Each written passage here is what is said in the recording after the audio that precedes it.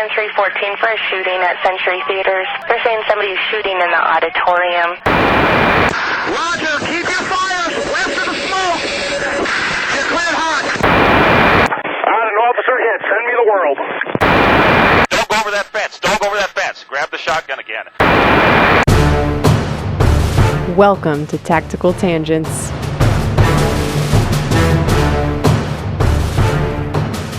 Welcome back to Tactical Tangents. This is Mike. This episode is brought to you by Dry-Fire Mag. Dry-Fire Mag solves the common and annoying problem of having to rack the slide every time you pull the trigger in dry fire. With the Dry-Fire Mag, you can build good habits in dry fire training by having a trigger that will reset so you can prep the trigger for the next shot without taking your other hand off the gun. You can find them at dryfiremag.com.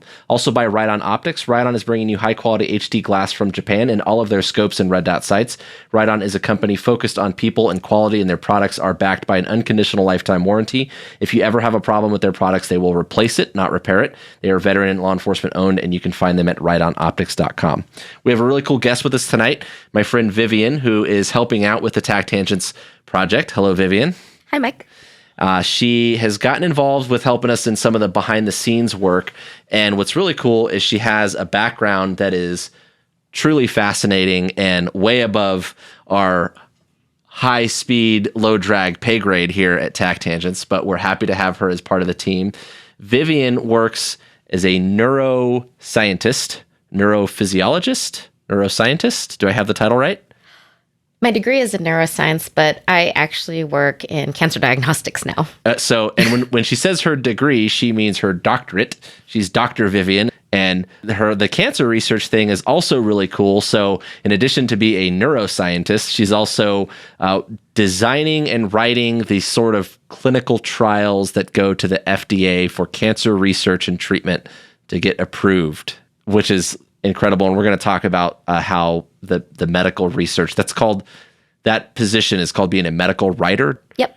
Mm-hmm. And so that's pretty awesome. So Jim couldn't be with us because he's got some work stuff, but he sends some questions that we'll make sure we incorporate into this. And we're excited to have you, Vivian. So thanks again for being here. Can you tell me about your path into neuroscience? And I mean, we're talking about an area that is super complicated. I know we talked a little bit before we started recording about the biology related to it and what physiology actually means. What brought you to want to go to that much school? So I was always a nerdy kid, loved school, and I always really loved like science and math. And actually, when I was little, my dad was really sick when I was growing up. And so I thought, I'm going to be a doctor and I'm going to fix him. And so, little school age me had that thought. And then progressing through, the grades and into high school, definitely had a clear preference for science as like my favorite subject. And so went off to college. I majored in biology, minored in chemistry. And I thought that I was going to be pre-med, like probably 80% of like freshman grads, or at least the ones that I knew when I was in college. So I switched gears because I thought that, I really like working in the lab. I'd done a short stint in high school at an internship program. I grew up in New Jersey, so we actually have one of the Merck sites out there, and they had a program for high school students. And so I got to kind of play around in a chemistry lab and got to see what that was like. And so while I was trying to figure out what to do after graduation, so, by that point I was already in the whole like, great, I get to this graduation, what's next? And you start prepping as soon as you get to that next stage. So, finishing up college, realizing that at the time, it's kind of weird thinking back on it because I'm really social, but I was thinking, I don't know if I want to interact with patients, and I'd rather just, do experiments in the lab. And I was really interested in that. Had also spent some time in one of the labs at my undergrad, working with one of the biology professors and, helping out with some of the research that was going on there. So I applied to some different graduate programs and started off in a really general molecular and cellular biology type umbrella program. And then you can kind of branch off into different focus areas. And when I first picked a lab, I actually went into a lab that studied these tiny little worms. So we use them as model organisms in order to study genetics. That just sounds crazy. Yeah, it's a little bit less traumatic than thinking about all of the mice that I actually eventually worked on later on. But they don't really have faces or don't never name your lab animals. That's a whole other thing. Pro tip.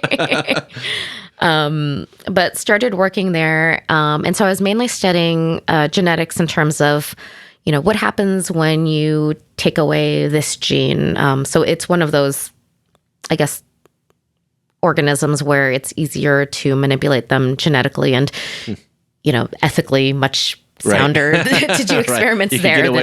You won't make as many people angry. Yes, exactly. And so through the research that I was doing there, I actually realized that I was really interested in what happens with external signals from the environment that come into, in that case, a worm, but, just organisms in general, and how we basically translate that into a response that can be outputted. So I had some life changes that came up and ended up transferring to a different graduate program because of a move. So I left Jersey and went to the cornfields of Iowa. And when I was looking at graduate programs to transfer into, I decided to just go ahead and apply to the neuroscience program there. And a lot of really great research labs. It's a big research university. It's University of Iowa. Go Hawks. And from there, was able to work on a project where I thought I was going to study a molecule that might be involved in touch sensation because of the different senses that we have. It's one that we still molecularly don't understand as well as vision and hearing and taste. So I thought that was really interesting, and kind of mechanosensation is what we call touch sensation. And then that also sort of goes into the pain field because, if you touch something hard enough, it usually causes some sort of pain. Huh. So this is really fascinating because when you think about, in school back in the day, you want to be a scientist. I mean, when people think about being a doctor, they're talking about being a physician, where you're presented with a patient who has a list of symptoms, and then you have clinical, you can do x-rays and labs and all these things, and then you have a diagnosis, and then you have a treatment, and then there's obviously whatever follow-up treatment that comes with that, and so that's cool. And I think when people think doctor, that's the path that they go down. But this is so interesting because there really is this, I hate to say, little kid, juvenile side of the way that I think about this, where you're doing these laboratory experiments and kind of going in the weeds, because at the end of the day, when it comes to what a doctor, quote unquote, a physician, an ER doc or a primary care physician needs to treat a patient, they have to go into the biology and the physiology behind all of that. And there's another area here where you talk about psychology, right? And being a psychiatrist or a psychologist and kind of getting into the brain of people in the way that they think. There's little ways that they're connected, right? So can you talk about how neuroscience and psychology, I mean, I guess how they're different, but more how they relate to each other. I mean, I understand philosophically how they're different, but can you break that down for us in your words and help us understand why both are important? Yeah, so neuroscience in general is actually a really broad field. And actually in my graduate program, we had two different paths that we could pick. We could go the molecular cellular path, which is what I chose, or you could go cognitive behavioral. So that would be more related, kind of to what psychologists study. And even we actually had grad students from psychology programs and my neuroscience program who worked in the same lab with the same professor, just because there was a lot of overlap there.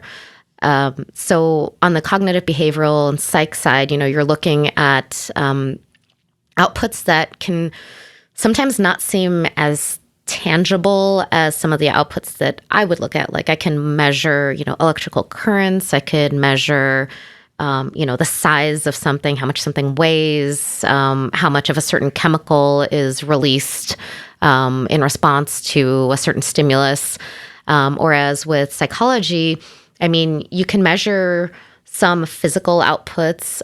You can look into actually physiological outputs, like sweating or temperature, heart rate, that kind of thing. I think that's where everything kind of ties together between neuroscience, biology, and psychology. Yeah, interesting. Yeah, because I could see where, and correct me if I misword this, but from like a psychology or a cognitive behavioral whatever standpoint, it's a little bit more interpretive, right? Like like if a doctor is looking at a patient, a psychologist is looking at a patient diagnosing someone, it's kind of it's based a little bit more on their analysis of the situation as opposed to what you're talking about, which are things that you can actually measure, if this, then that sort of thing. So this is really cool because there is a crossover here that is basically the purpose of this episode that we could talk about in terms of neuroscience and physiology stuff, and that is how it relates to the cognitive and behavioral stuff a little bit. And like you're saying, there's the markers, the actual like objective things that you can see and measure in a sense, but there's also a cognitive and behavioral aspect that I think you can also usually see and measure in a way. I mean, maybe not with lab results, but you could absolutely see it on body worn cameras. You could see it on cockpit voice recorders. Like I was saying, there's all sorts of ways that you can kind of see it, and it has to do with, like you said, you can measure sweating, you can measure heart rate, you can measure cortisol and adrenaline or whatever, and so that's what I want to talk about. So.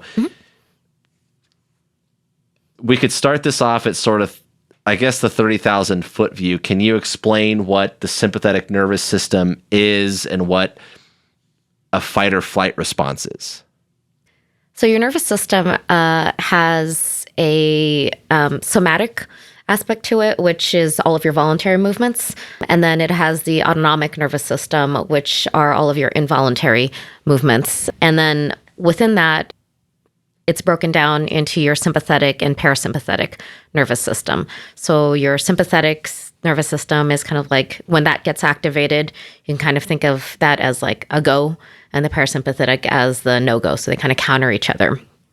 So when you encounter a stressful situation, you have activation of your sympathetic nervous system. So that involves the HPA axis, so that's your hypothalamus, pituitary, and adrenal axis. And all of those areas they're not all necessarily parts of your nervous system, specifically in terms of like being up in your brain or in your spinal cord. But those are all areas that get activated and release things like adrenaline from your adrenal glands, cortisol and everything. And when that system gets activated, it prepares your body for a fight or flight response that, probably most of the audience has heard about. And so what happens there is your body gets prepared to basically fight or run away from whatever the threat is that's presented. And so things happen like your pupils will dilate so you can see better, which, may or may not be a great thing if it's like a bright sunny day and, that just happens automatically. More blood flow gets increased to your muscles. At the same time, you may have also some vasoconstriction, which I have to double check on this, but I think that helps with, maybe potential for superficial bleeds, like if you actually... Decrease bleeding, yeah, I could see. Yeah. Your heart rate goes up, respiration goes up, all to get more oxygen flowing to help with, the blood flow also that's going to your muscles to prepare them to like really be able to respond. You even have activation of breaking down lipids or fatty type molecules in your body to basically give more energy to your cells to be able to, your muscle cells to be able to have that increased response. I could burn fat this way? This sounds awesome. Yeah, but if you sustain this kind of response long term, that's really not good for like your body in general, your brain, your muscles. Someone come threaten me. Let's fight. You think about someone who's like stressed out all the time, or just folks dealing with, maybe anxiety issues where they kind of have like their baseline activation of the system is actually elevated from, say, your, normal average person. And then, that has long-term health consequences. So you don't want that on all the time. Right. So you mentioned that this fight or flight response happens in response to a threat. Can you tell me about the brain or the body's interpretation of a threat? How does that How does that come about? What factors are at play there? So we can have responses to threats that we recognize because we've learned that they're threats. So someone maybe walking at you with a weapon or intently or shouting things at you and just being really aggressive. Those are things that we recognize as being like, oh, maybe this isn't going to be a good situation if they actually make it to me and, do something. And then we can also actually have some innate responses to things, which I don't know a ton of detail about, but going back to, kind of animals that we use as models for our research, there are certain stimuli that you can present to lab animals that will elicit a fearful response, even though they've never encountered it before. When I was doing some fear conditioning experiments, it's actually not just fear conditioning, but just fear response experiments in animals, I was looking at conditioned fear and innate fear. And there's this chemical that is described as essence of fox feces. So even if a rat or a mouse has never encountered a fox, especially if it's, a lab animal, it's not, it's just been born in and, lived in a cage, which sounds terrible. So I realize that. If anyone listening to this is ever thinking about like getting a PhD, just so you know, these are the rabbit holes you're going to go down. Like, I can't wrap my head around being in school for that long. I mean, there is so much to learn. Yeah. I kind of feel like, that bucket where you overfill it with some water and some other stuff starts spilling out. So I'm like, yeah, I'm an expert in this, but I don't know what day of the week it is sometimes. So. Yeah, that's okay. I don't either, and I don't have a PhD. So. That's adulting, I think. But you can present a stimulus that has never been encountered and wouldn't... Fox poop, for example. Yes, the fox poop. And it wouldn't otherwise be threatening, like, doing like a foot shock or something that, they can physically feel, but yet they'll still start freezing, doing this like belly crawl thing and this kind of defensive protective behavior, even though it's not something they've ever encountered before. So we're kind of wired to have responses to certain stimuli. That's not my area of expertise, but that's what we would call, like an innate fear response versus a conditioned fear response. Conditioned fear response is interesting because I can see where designing tactical training could be really, really important to get right, because you can condition someone in a way that wouldn't be ideal. And correct me if I'm wrong here, this is something that I stole from a paper that the Rand Corporation did some time ago that deals with human performance under stress. And it looked at military special operations training among the branches. And one of the things they say in here is that the situation is not inherently stressful. It's the person's interpretation of his inability or lack of options to effectively handle the situation that results in stress. And I've got a link to that study. That was a quote that I just read, and I'll put it in the show notes for you. But does that hold water with your understanding of a fight or flight response, a sympathetic nervous response, that someone's ability or I guess interpretation of their ability to cope with the situation will affect how significant that response is? Yeah, so from my understanding, once you're in a stressed out state, when you have some sort of threat that's presented, you have some areas of your physiology, of your nervous system that get activated, and the focus there is on survival. So again, whether you're going to fight off the threat or run away from it, you are then primed to have a response. And sometimes that sort of shuts out other maybe thought processes that you might have. So even things like forming memories of what happens when something is really stressful. And so you probably know this as, trying to get accounts from witnesses from something that happens, or someone that was involved in a car crash and, asking them what happened and having basically these lapses in, their account of what happens, or even how much time elapses during the event, right? So these are all things that, kind of get a little bit messed up because you're basically occupied doing something else. And this, also comes to the issue of attention, which is its own subject in neuroscience. Which is a fascinating one. And there's a lot of implications here for the world of tactics. And not just tactics like fighting and shooting and those sorts of things, but also for any sort of decision-making under stress. That fight or flight response that we're talking about relates at its core to self-preservation, right? And it is my understanding, as the guy with the high school diploma in the room that also does a lot of tactical training, that conscious and rational thoughts are thwarted by survival-oriented behaviors in many cases. So when you've heard us say this on the show probably a dozen times, when the adrenaline hits, you lose 100 IQ points. And I acknowledge that it's not literally or exactly 100 IQ points. That's just our way of explaining that under stress, when the adrenaline hits, you lose some of that ability to think clearly. So Jim and I like to joke that you lose 100 IQ points because, unfortunately, not all of us have that many to spare. I'm sure Vivian here, Dr. Vivian, would have plenty of IQ left to handle whatever is thrown her way if she lost 100 of them. But some of us would have a real difficult time dealing with a loss of 100 IQ points.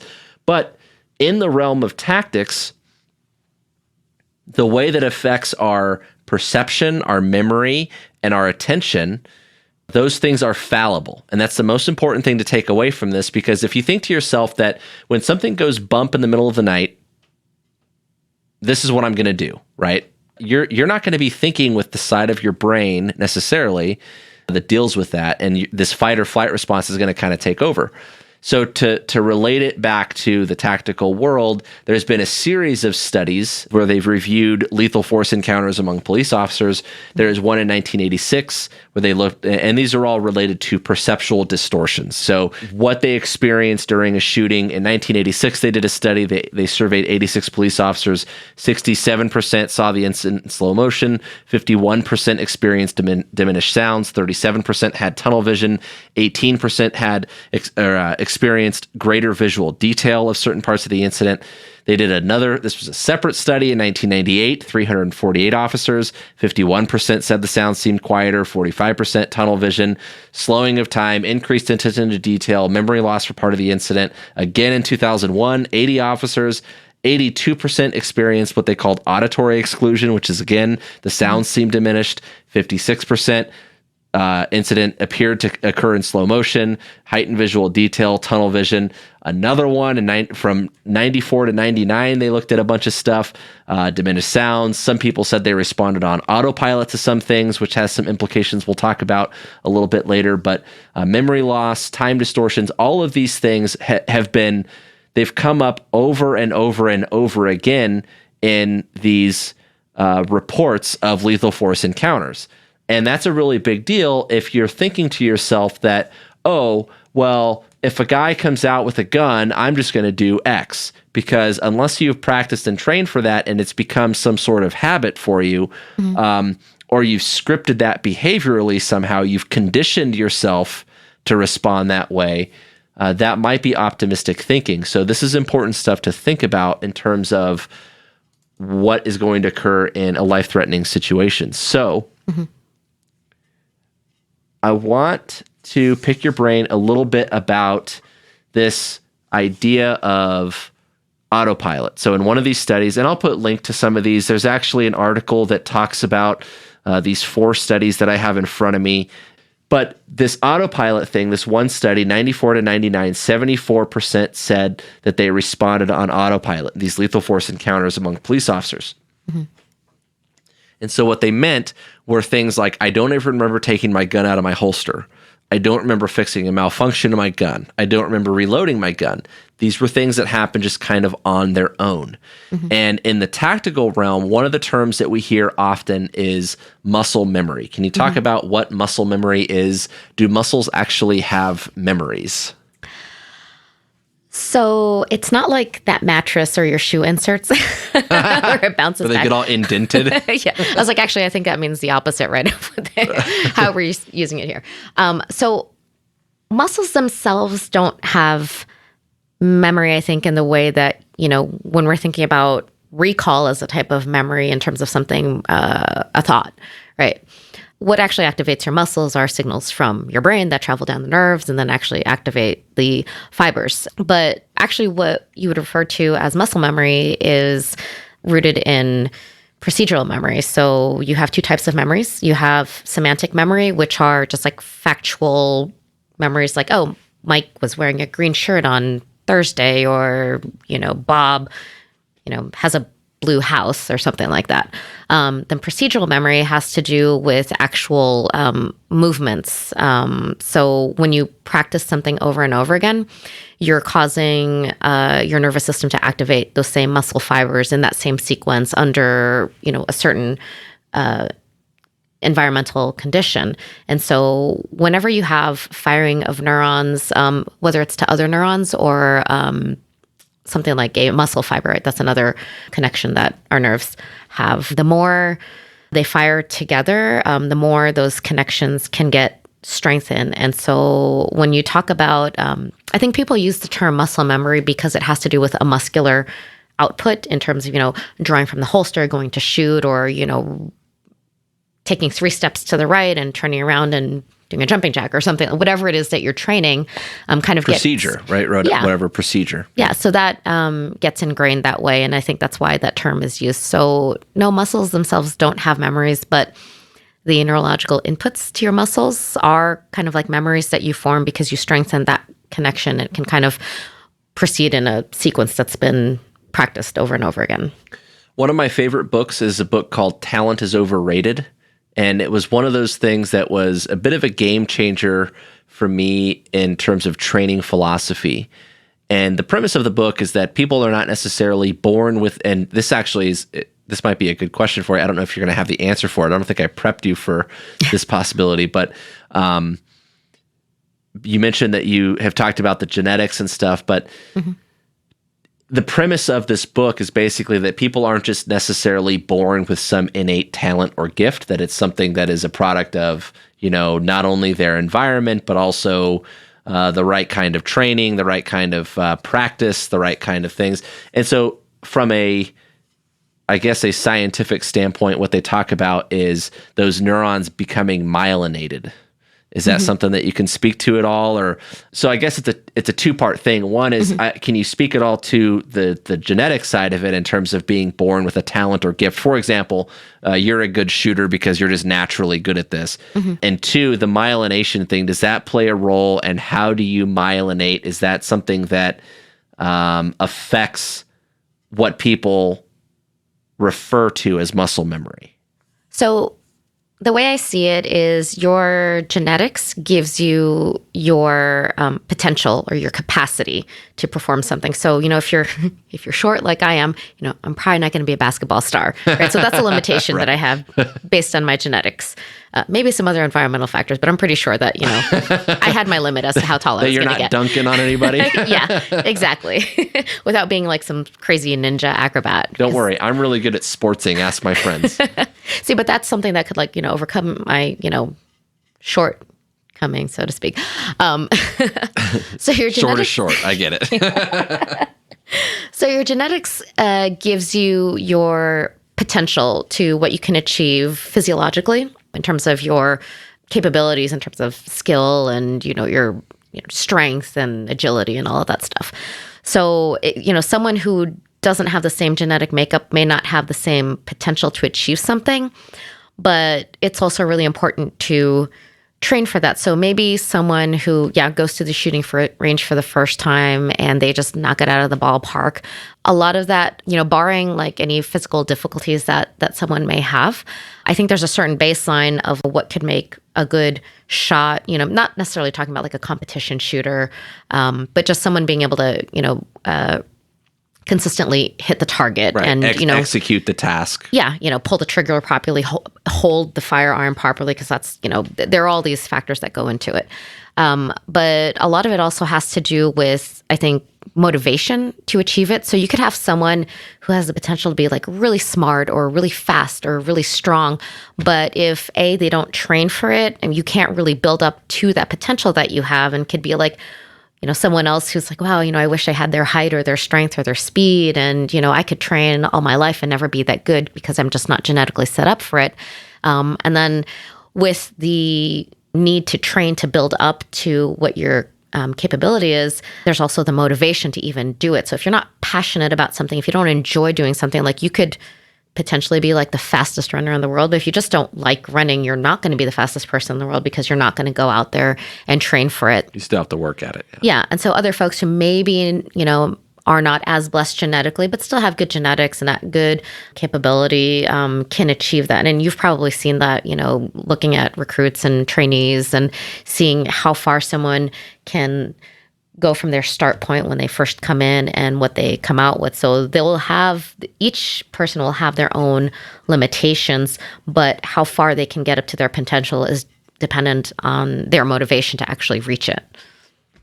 Which is important, I think, to acknowledge if it's something that if there's an obstacle that you need to overcome, understanding that there is something, within you that can affect that, which was a big part of this book. And the book is kind of written as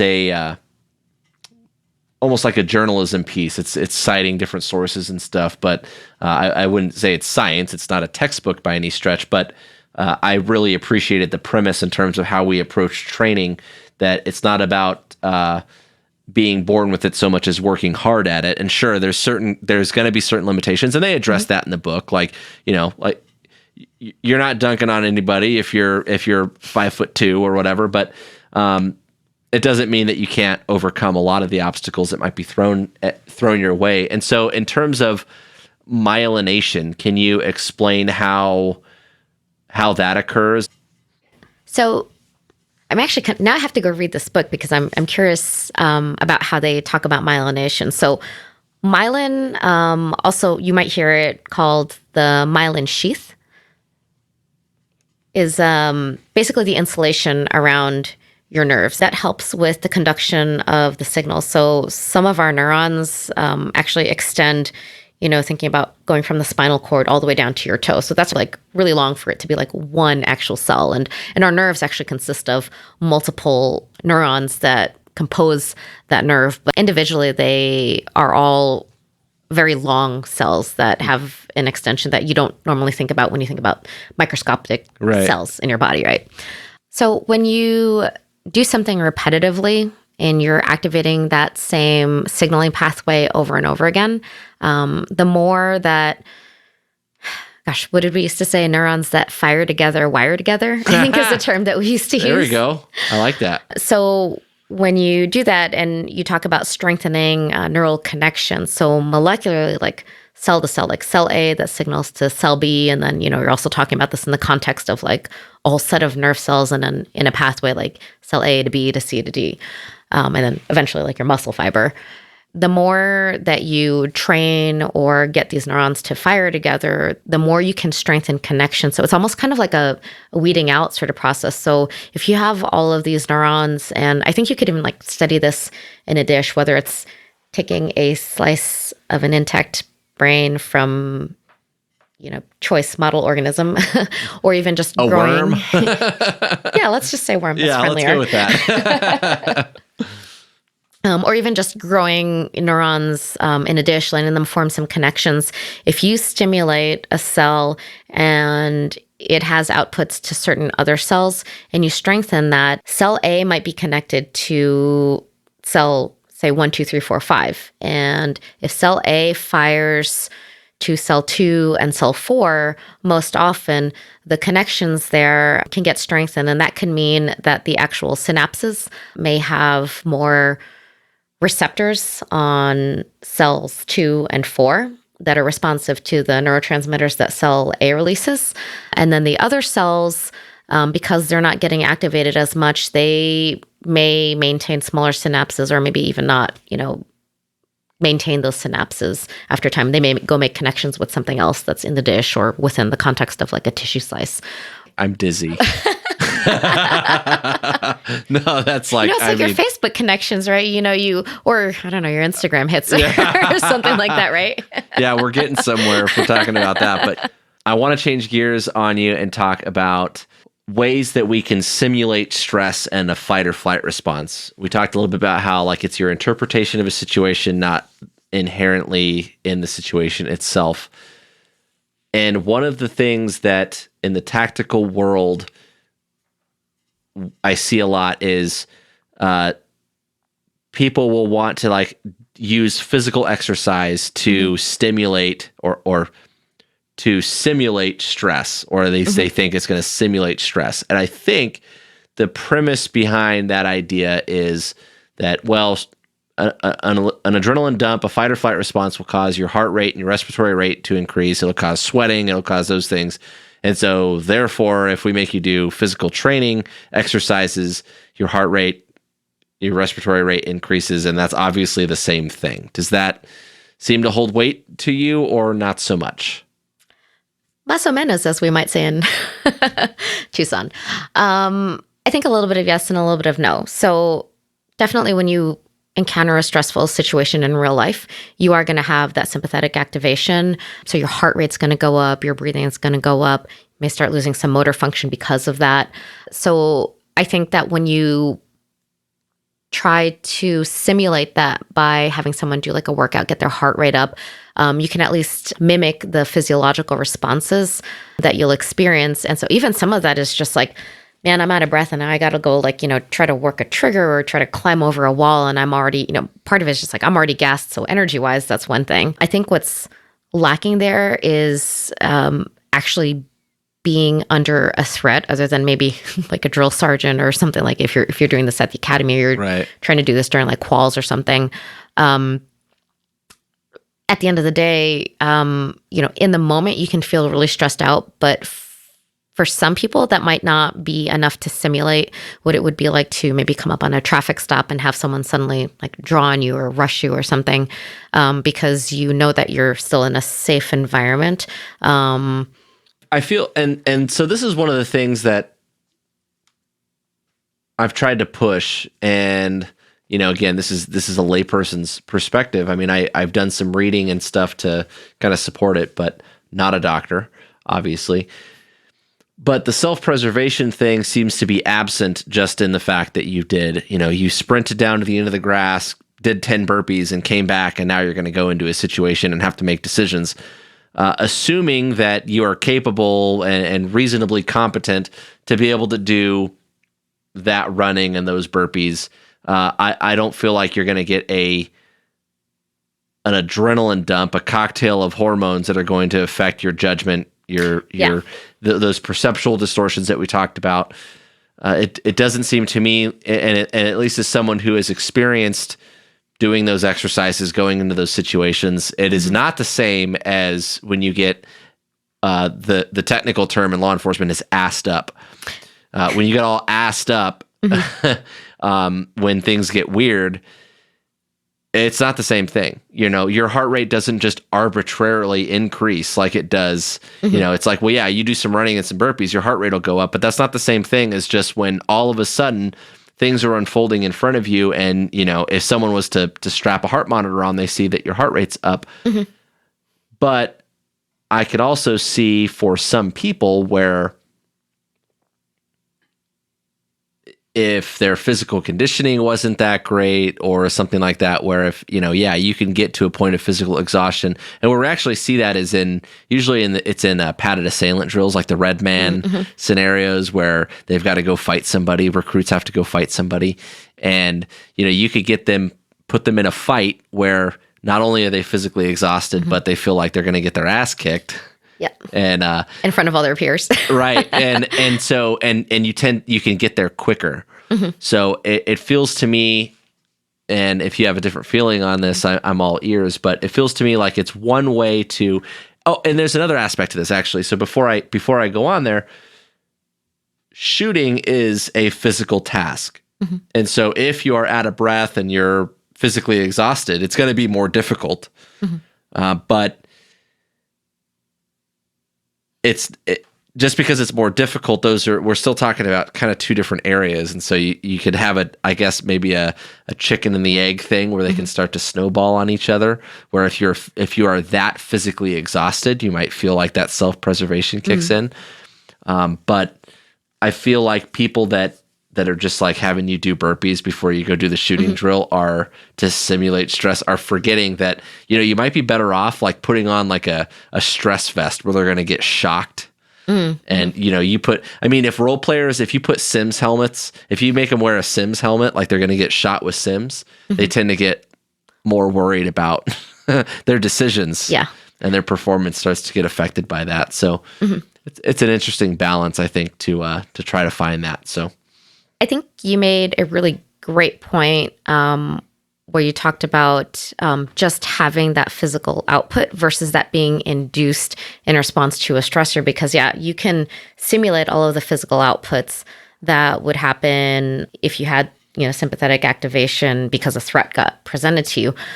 But because you're not necessarily releasing the adrenaline and you're just getting someone's heart rate up because you had them sprint 100 meters or something like that, that's not the same as releasing adrenaline and then all of those secondary neurotransmitter cascades that can happen after that. You're just going to A to Z without including all of the middle stuff and even having that adrenaline release. And so I think that's where the difference lies. So you can simulate it so that you can physically feel what it's going to be like to maybe not be able to hold your hands as steady or maybe be out of breath or something like that.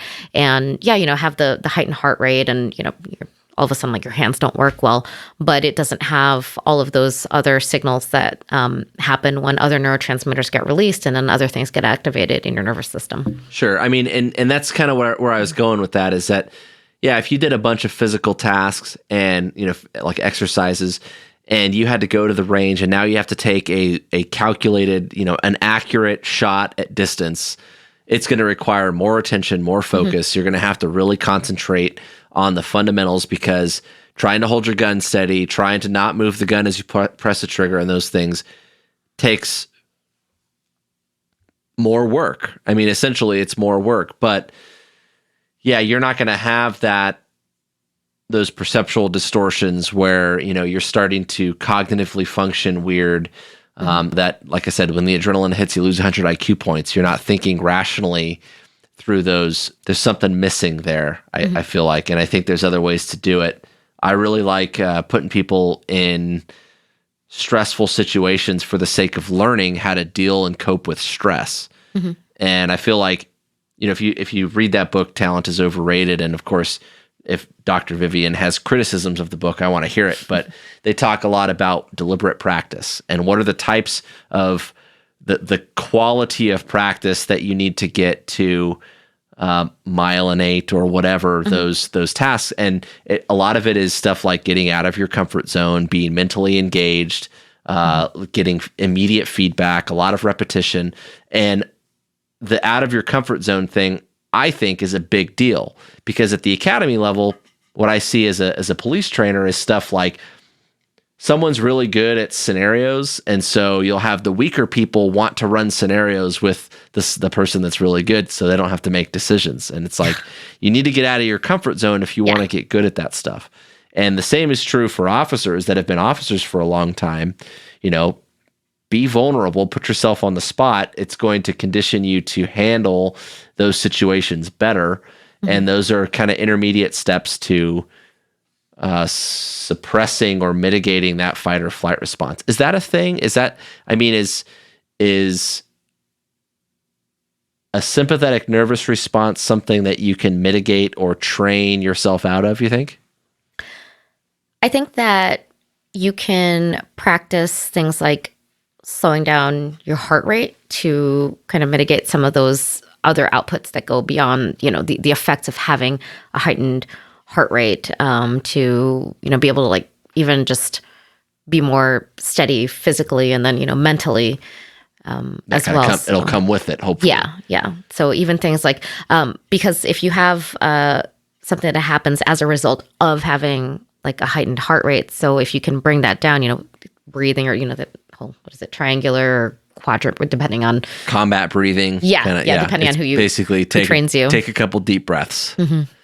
And so if you can train to do that so that you can overcome those physiological outputs and you can help mitigate some of those.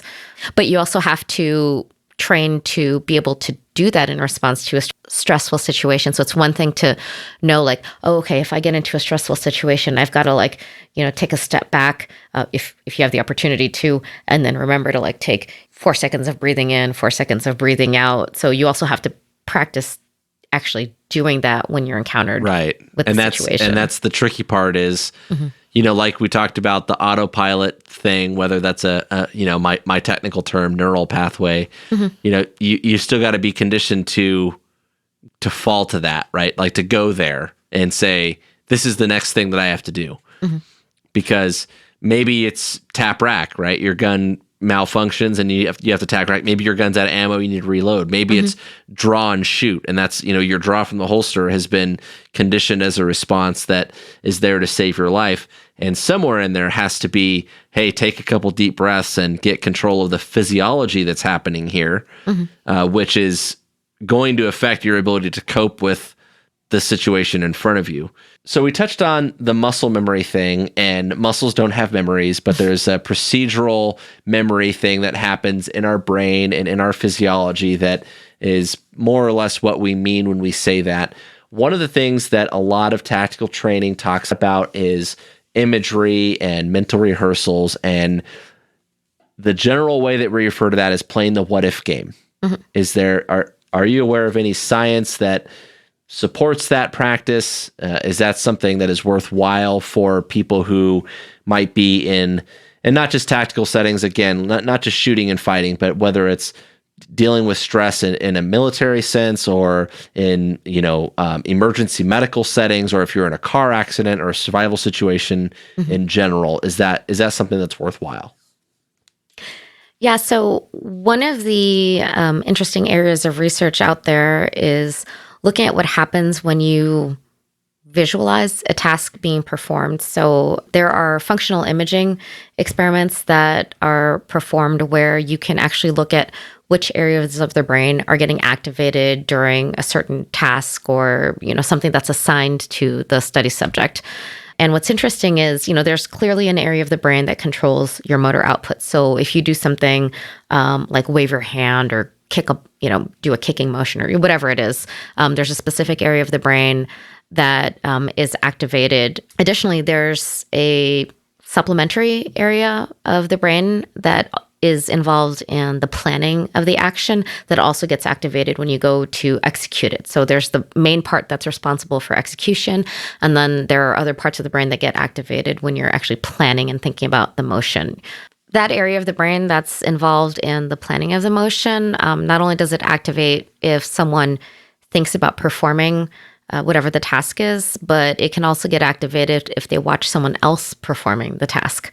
So that was really interesting to me, like when I first looked into that, because it indicates that areas that are connected with executing or performing a task are also connected to just visualizing or watching someone else do it. So, wow. So that's good. I think there seems to be, at least on the reading that I've done on the psychology side of it, a lot of benefits for that.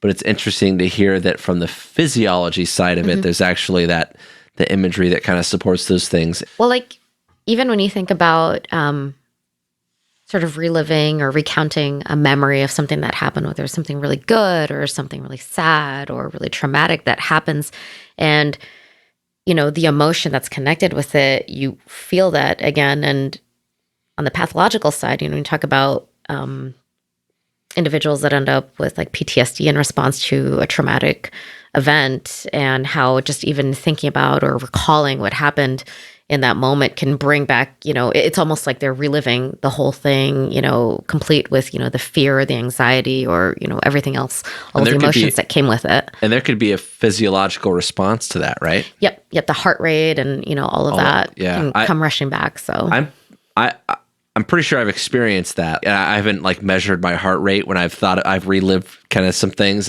but I'm pretty sure it certainly felt like it, like where I got a little amped up a little bit. But The other thing that you said that was interesting was just watching somebody can do it. I remember early on, one of the things that really helped me a lot was when I started to go be like a role player, not just being an evaluator, but when I wasn't quite at that level where I was going to be a trainer, I was still new. I could go be a role player, and I still got to watch the other side of it. And I learned a lot by doing that. And so I feel like it was one of the things that helped me perform better was after watching so many people go through and seeing what the right thing looked like and kind of imagining that really helped. So good to know that there's some physiology out there to support that as a practice.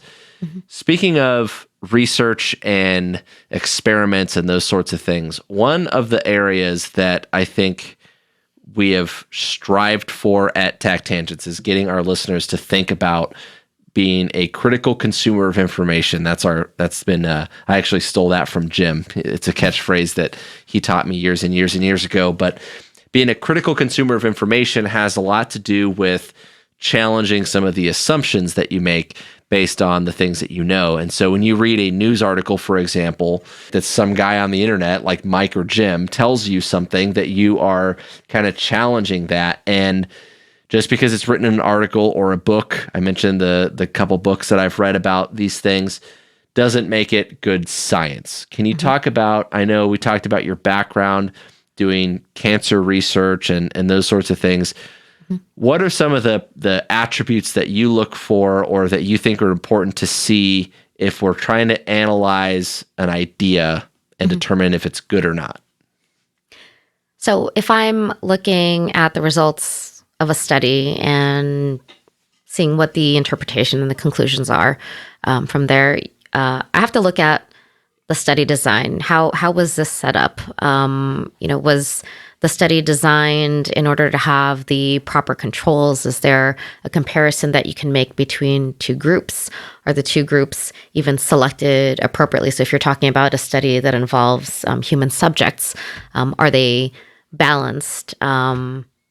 Especially with human subjects, are you taking into account age, sex, demographics, background, depending on what you're actually studying, height, weight, physical fitness, or some other physiological measurement that you can take. So you have to make sure that you are designing a study that has enough subjects that you can analyze it statistically. I'm not a statistician, but there are folks that can help you professionally with that, or some programs that you can look up to put in your sample size and see what kind of outputs you can expect to see a certain difference. And by sample size, you're looking at like you need a large set of data to pull from, because if you only have 4 test subjects. Then like one of the 4, a 25%, or 3 out of the 4, 75%, like that's not a large enough data to pull meaningful conclusions from. But if you have 4,000 or 400,000, is there a number? I mean, It depends on what you're measuring, and it depends on how much of a difference you want to say is statistically significant. So usually we're looking at a 95% confidence that the differences that you see between two different groups are not just due to random chance. And that's actually, in a way, arbitrary chosen, but it's sort of a standard that, you'll usually see. So you'll see things like a p-value of less than 0.05 as being the standard. So a p-value is, it's a statistical measurement of the probability that differences that you see between two groups in a comparison is due to randomness versus an actual effect. And then you also have to take into account, even if something is statistically significantly different, it doesn't mean that it's physiologically or clinically or medically different. So you can take, say, in a cancer study and say, I'm going to give a placebo to, in a cancer study, you wouldn't use a placebo, it'd be standard of care. And then we have a new drug that we're testing. And between these two groups, we saw a statistically significant improvement over the placebo treatment. But that could mean that the survivability of the patients is only increased by 1 day versus 5 months. So you have 5 months versus 5 months in a day, and it could be statistically significantly different, but it doesn't mean that it's clinically relevant. So that doesn't mean that the drug isn't working, but it's not working any better than what we already have. Yeah, and if you're looking at 5 months versus 5 months in a day, it's not that day doesn't matter so much as, I hate to say is like the juice worth the squeeze, but I mean, a day is, it could be, I could see there's some room for chance there, I guess. Yeah. And then you have to take into account the side effects are, is that extra day coming at the cost of a lowered quality of life versus, what you have for your standard of care. So that's, maybe more particular to, say, a cancer study. But it's not to say that case studies aren't important either. So maybe it could be a report of, when I did a little bit of work in toxicology, looking at reports where it's like, this person fell into a tank at an industrial site and they got exposed to all of this lead or all of this mercury or all of this organic solvent or something, and these are the effects. So these aren't studies that you could actually conduct in a human intentionally. Right. But it's not to say that, that isn't important information. It's not a data, it's still a data point. Yeah. It's just not one that you can reasonably like, okay, so what we should do, we need some volunteers, guys. We're going to throw you into a pit of lead. Those kinds of things might have been done at a certain time before, all these ethical standards. Well, right. But it's 2020 and we don't do that here. So let's suppose that, so I'm just a stupid cop, right? So if I wanted to do some kind of, we'll call it a study. I know it probably wouldn't hold muster with like your version of a study, but what are the things that I should do to set that up for success? If I want that to be taken seriously, what are the basic principles that I can do when I write this up and I can show it to someone like you and say that this is legitimate? So in addition to picking the appropriate sample size that we've already discussed and picking the appropriate measurements as your outputs, you have to have a clear study design that should be reproducible. So when you go to write this up and describe, this was our hypothesis going in, this is how we picked our subjects, this is the methodology that we used to treat the subjects, and this is how we measured the outputs. All of that should be written up in a clear way that should be reproducible so someone else can go and repeat the study that you did and get basically the same outcome. And even within your study, you may have not repetition necessarily, but your sample size basically accounts for that. So you'll have sufficient number of study subjects that you're giving a treatment to, and then a sufficient number, usually equal, that you're running a control. So you can have basically that sets your baseline that you can compare whatever your intervention or investigational or experimental treatment or procedure. So you mentioned that like 95% confidence is a good kind of industry standard target, right? Is there, in your experience so far, I imagine there's probably not like a magic number for sample size, but is there one that you look at and you're like, that's about right, that's good, versus a sample size that you say like, oh, give me a break, I'm not even gonna take that seriously? It really depends on what you're actually measuring. So in clinical trials, we have, phase 1, phase 2, phase 3 trials, and they represent different studies along the development timeline of a product to show, safety versus efficacy. So in a phase 1 trial, you may have up to 100 subjects that'll participate versus a phase 3 trial that may have hundreds or even thousands of subjects that participate, but they're looking at efficacy versus looking at safety in a phase 1 trial in healthy participants. And so it really depends on what you're actually measuring. That makes a lot of sense. And the difference that you're, looking to see. Right. Yeah, that actually helps quite a bit because you have to make sure that you're clear about what it is that you're trying to measure. And so one is there a difference between, one scenario or whatever your control, whatever you're testing, right? Like, is there a difference between this versus the other thing?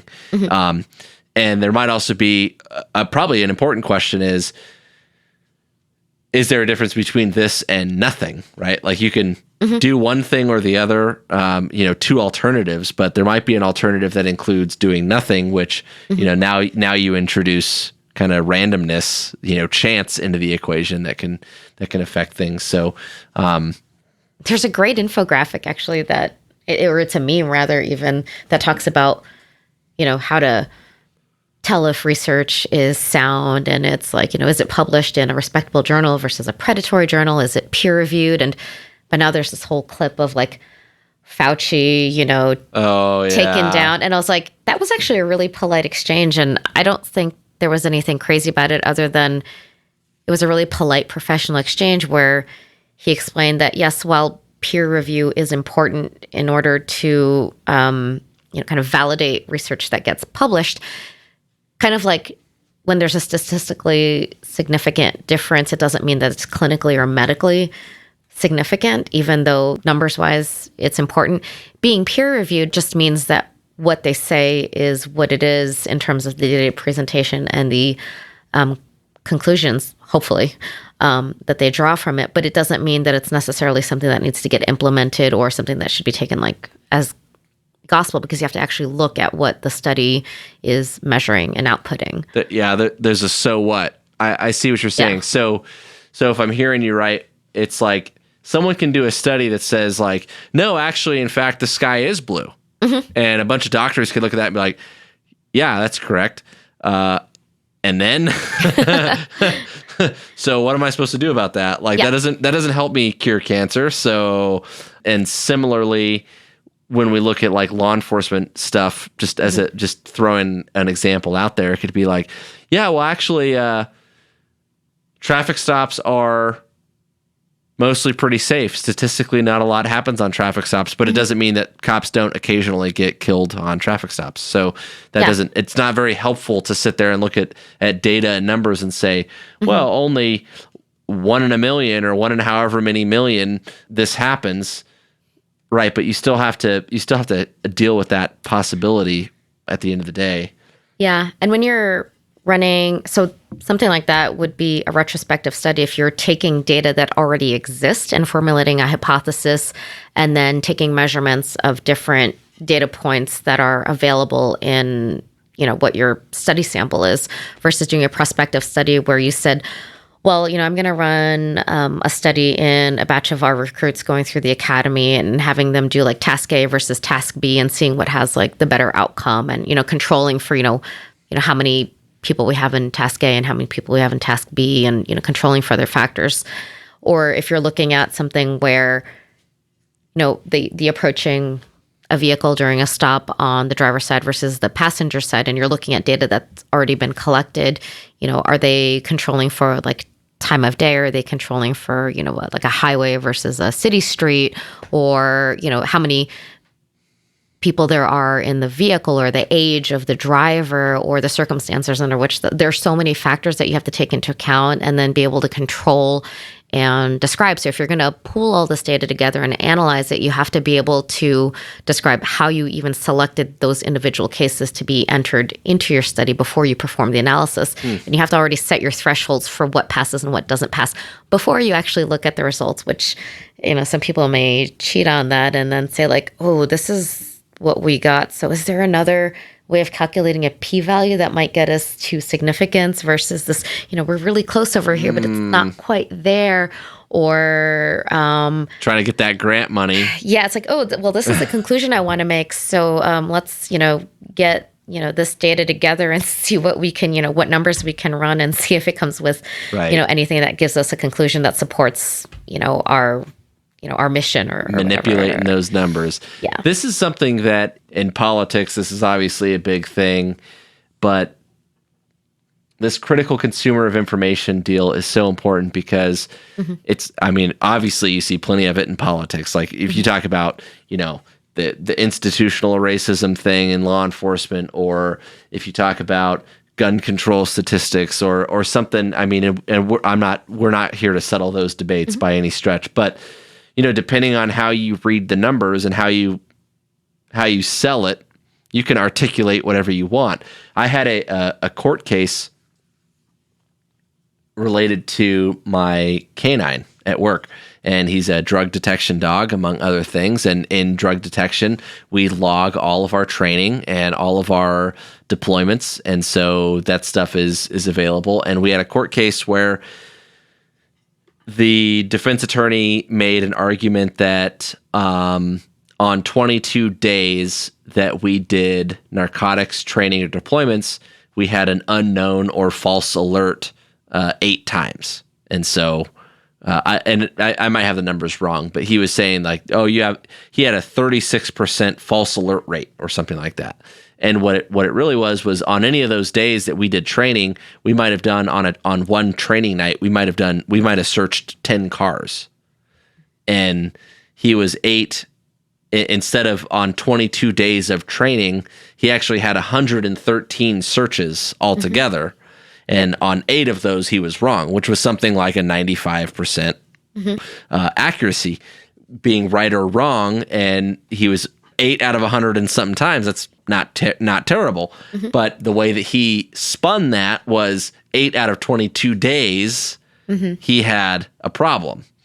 The point being, you could spin it however you want, but there's a lot of things to account for when you're dealing with studies and statistics and numbers that obviously you got to be careful what you believe. And there's entire college courses about that. So that's another rabbit hole for another day. Maybe next episode will be a mathematician. Maybe not. Cool. Well, do you have anything else that you could think of that we should touch on or talk about from a physiology or neuroscience or fight or flight sympathetic nervous system response? So you've been in an instructor role in your career, right? For a minute, yeah. So you've probably seen bad habits that people have formed. Yep. Say in probably got some of my firearms. own, if I'm being honest with you. So coming out of my strict sciencey, professional type stuff. So I've done, I've dabbled in some firearms training. Dabbled, just a little bit here and there, And so what I've seen, both from just my own experience being completely fresh. I grew up in Jersey, so really strict gun laws out there. Did not grow up around them. Really thought they were just kind of this whole foreign thing until one day, not living in Jersey anymore, I thought, maybe I'll just go take some classes and see what it's all about. I think firearms are really interesting, and the whole target shooting aspect, really appeals to me in terms of a skill. So, maybe I'll just go check this out. And, things went really well. And, I'm not saying that to be like, oh, so awesome. Kind of a big deal. I was a blank slate, so I didn't have any bad habits to break. And now, having worked with some friends who conduct training and being able to participate in that as a role player for scenario training, and then also helping out as a range safety officer, some things that I've seen with students that come in is either ones who have grown up around them, not had formal instruction, and then they just have these habits, like, whether it's their grip or how they do or don't have, muzzle awareness and do things like that. So their own baseline of, what's safe and what's normal and what's not versus, what you try to teach them. And then someone who comes in with absolutely no experience, doesn't even, no terminology for the parts of a firearm or, even aspects of shooting, and then does wonderfully and hits the target every time, maybe not like in a super tight group, but like, if it was a silhouette and they were in a situation. Minute of man. Yeah. Combat effective. Take down, what they had to take down, at least in that controlled environment. And they're wonderful because they don't have any bad habits to break. So you've probably seen some of this in your experience where someone's like, oh, I've been around guns all my life. And then you take them to the range and you're like, what are you doing? Not necessarily that maybe their marksmanship isn't good, but maybe other habits, like either the way they draw from the holster or even just safety aspects of like, you just flagged everybody in the room here. But it just shows how, if you do something over and over, even if it's the wrong way, that really kind of cements it in. Well, I won't say cement because you can undo it, but it's probably a lot harder to teach someone brand new how to do something right versus teaching someone who's done something the wrong way for a really long time how to do it right. It's an uphill battle for sure. And we have a lot of cops with a lot of bad habits. That is absolutely true. But if there's anything that this whole, as a kind of a wrap up, reinforces, is it's the need for ongoing and continuing education. So you have to keep at the grind and put the work in and make progress. So I absolutely agree. It's a big factor there. So keep training, keep working hard, and obviously we appreciate your time, and we're glad that you're here with us. And more importantly, we're glad that you're part of the TAC Tangents team and helping us out with a lot of the work that is to be done in terms of getting the word out and helping us out. So thanks again for that. Thank you for having me. All right, guys, this episode was brought to you by Mantis. Mantis is a firearms training system that works in both live fire and dry fire. Their newest products can track your recoil management and help you refine your draw from the holster. It'll give you some of that data and feedback that we talked about so much tonight. Some of their newest technology also works for shotguns and archery. If you're into those sorts of things, you can check them out at mantisx.com for data-driven performance. And also by Drip Drop. Drip Drop Oral Rehydration Solution is an electrolyte powder that you mix with water that is specially formulated for quick absorption. Originally, Drip Drop was created to treat kids suffering from dehydration from cholera outbreaks in parts of the world where medical treatment wasn't readily available. So it's a good product, and it's been proven and tested. Drip Drop is also great if you live an active lifestyle or if you work in hot environments. So go check them out at dripdrop.com. You can also find them on Amazon. And if you work for a company or organization that trains where it's hot, you can always have your supply guy buy it for you. They are on GSA Advantage, and they're also available through their national stock number. Again, check them out at dripdrop.com. Don't forget, we put out new episodes on the 1st and the 15th of every month. You can find us on Facebook, Instagram, and Twitter. We are at Tac Tangents. You can also email us, info@tacticaltangents.com. And if you want to support the show, you can go to Patreon. Give us $1 for each new episode. That money is going to go back into bringing you good content. And that's all we got. Vivian, thanks again for being here. Thank you. And we'll talk to you guys soon. Good talk.